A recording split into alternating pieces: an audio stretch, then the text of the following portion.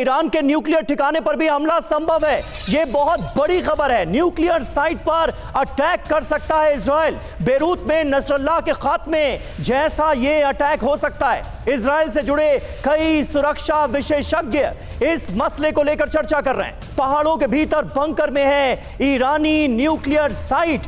मनीष, क्या यह वाकई मुमकिन है कि ईरान की न्यूक्लियर साइट इजरायली हमलों की जद में आ जाए? देखिए, सबसे बड़ी बात है कि इजराइल की स्ट्रेंथ क्या है। इजराइल के पास इस वक्त F-35 जैसे सबसे एडवांस फाइटर जेट हैं। इसके अलावा जब उन्होंने बेरूत पर हमला किया तो F-15S का इस्तेमाल किया। इसके अलावा F-16 वाइपर हैं और इसके अलावा उनके पास आयरन डोम जैसे एयर डिफेंस सिस्टम है। लेकिन ईरान के पास क्या है? ईरान के पास ना उसके मुकाबले में वैसे फाइटर जेट है, ना एयर डिफेंस सिस्टम है।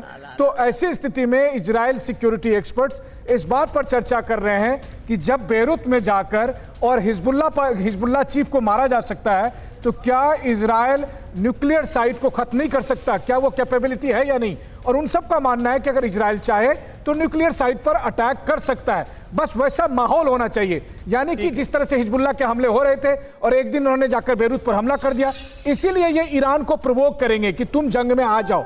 अगर वो जंग में ना आए तो फिर ईरान को पर हमला करने का कोई बहाना ढूंढा जाएगा। लेकिन आखिरकार न्यूक्लियर साइट को तबाह करना यही ठीक है। ईरान को जंग के लिए उकसाने की जा रही है कोशिश इजराइल की तरफ से, और यह मुमकिन है। न्यूक्लियर साइट पर भी हमला कर सकता है इजराइल। ईरान की यह बड़ी खबर आपने मनीष दी।